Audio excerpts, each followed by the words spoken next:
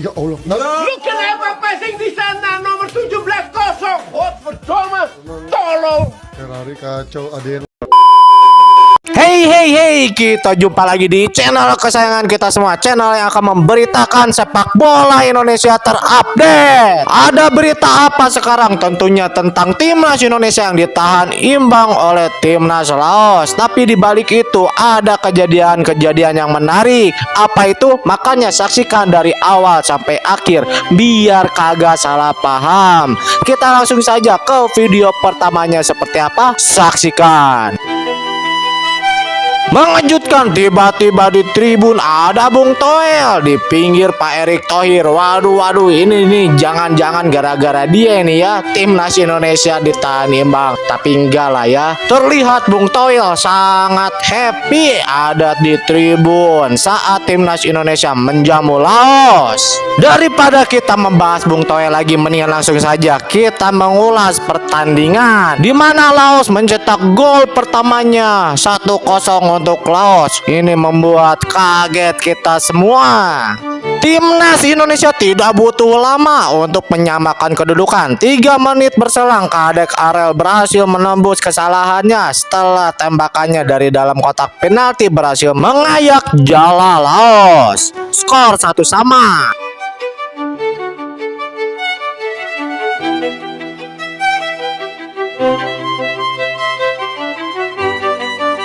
Namun lagi-lagi timnas Indonesia kebobolan gol cepat 1 menit pasca gol Kadek Arel. Laos membalikan kedudukan menjadi 2-1 setelah umpan terukur. Bongkong berhasil diselesaikan oleh Pontantep menjadi gol. Skor 1-2 untuk Laos. Kembali tertinggal, timnas Indonesia meningkatkan intensitas serangan mereka. Di menit ke-19, Pratama Arahan melepaskan lemparan ke dalam jauhnya dan bola berhasil ditanduk Muhammad Ferrari menjadi gol. Skor menjadi 2-2 dan menutup pertandingan di babak pertama.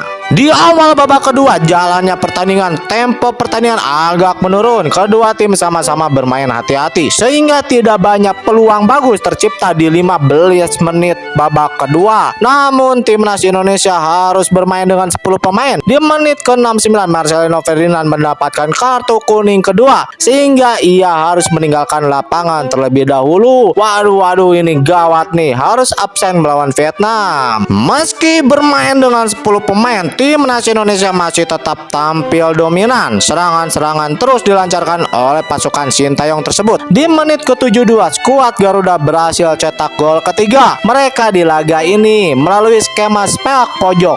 Donitri melepaskan umpan terukur yang disundul dengan sempurna oleh Muhammad Ferrari menjadi gol. Indonesia berbalik unggul 3-2.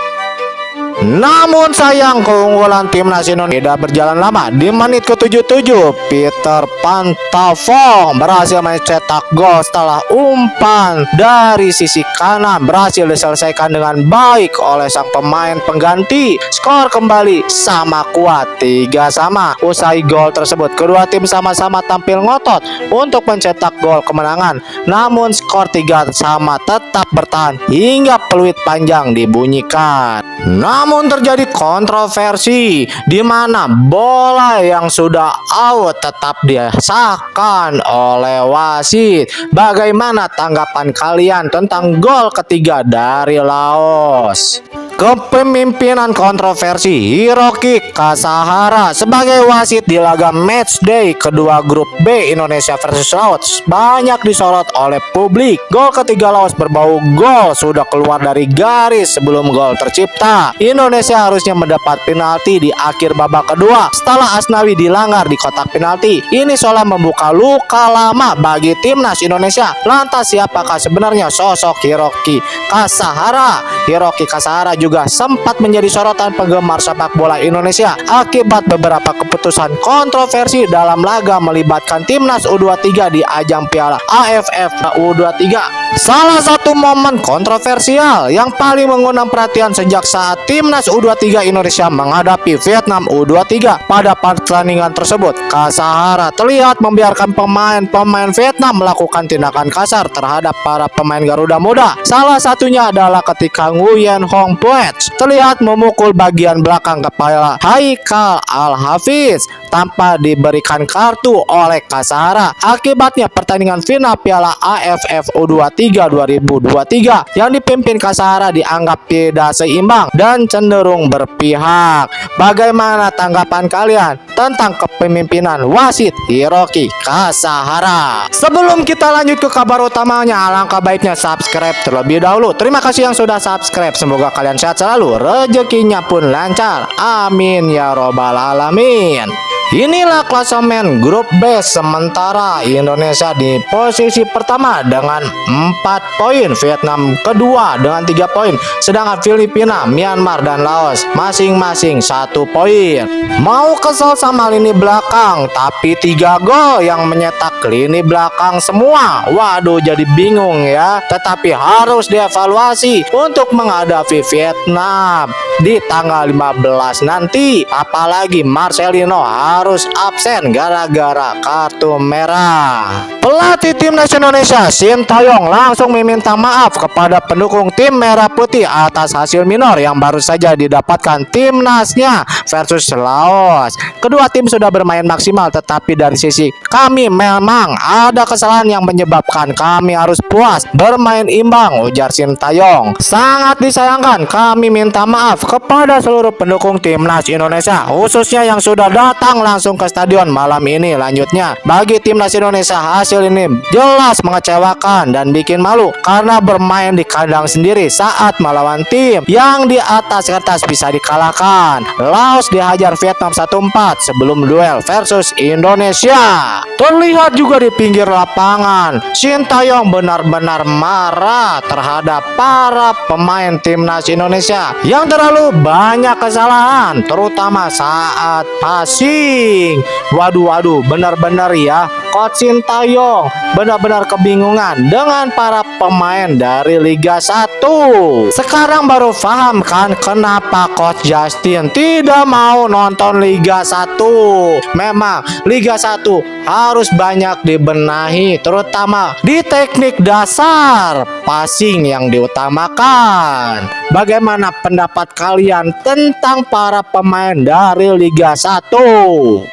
Kita beralih ke kabar yang sangat membanggakan. Timnas Indonesia mencetak sejarah baru tercipta dari Timnas Indonesia dalam laga e-sport dunia karena berhasil keluar sebagai juara Piala Dunia eFootball 2024. Kepastian itu terjadi setelah timnas Indonesia berhasil mengalahkan Brazil di partai final yang berlangsung di Riyadh, Arab Saudi. Timnas Indonesia yang diperkuat Elga Cahya, Rizky Faidan, dan M. Akbar Paudi berhasil menang 2 game langsung dalam sistem Best of 3 (BO3).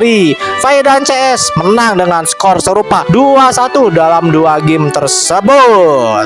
Menilik perjalanan Faidan CS belum menuju final, ketiganya yang menunjukkan konsisten dan strategi matang sepanjang turnamen. Timnas Indonesia memulai langkahnya di FIFA F World Cup 2024 dengan penuh tantangan. Di fase grup, Faidan CS lolos ke babak playoff dengan menyandang status runner up di grup A. Timnas Indonesia hanya mengoleksi 19 poin, berselisih 2 angka dari Spanyol yang lolos sebagai juara grup. Di babak perempat final, Timnas Indonesia bertemu Maroko. Duel ini berlangsung 3 set. Pada game pertama, Faidan CS menang 1-0, tapi di game kedua kalah dari Maroko 1-2. Pada game penentu, Indonesia menang 2-0. Mereka unggul 2-1 dan berhasil melaju ke semifinal. Sementara di semifinal, Indonesia langsung tancap gas dengan mengalahkan Turki 2 game langsung. Di laga ini mereka langsung menang 4 penalti 2-1 dan menang telak pada game kedua 1-5. Adapun hasil partai final melawan Brasil, Timnas Indonesia menang 2-0, 2-1 di leg pertama dan 2-1 di leg kedua.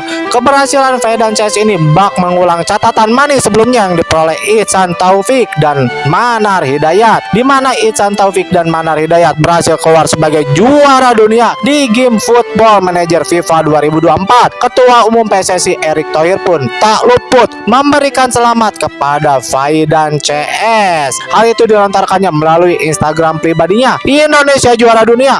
Timnas eFootball Indonesia berhasil menjadi juara dalam FIFA World Cup 2024 kategori konsol. Timnas Indonesia yang diwakili oleh Elga Cahaya Putra, Rizky Faidan dan Akbar Paudi berhasil menang melawan Brasil di final. Selamat Timnas Indonesia. eFootballnya gak sia-sia nih, berlatih dari usia 5 di rental PS ya. Oke, cukup sekian kabar Timnas Indonesia hari ini. Terima kasih yang sudah mantengin dari awal sampai akhir. Kita ketemu lagi di lain waktu. Jangan lupa untuk tinggalkan jejak like, komen, dan subscribe-nya. Sampai jumpa. See you.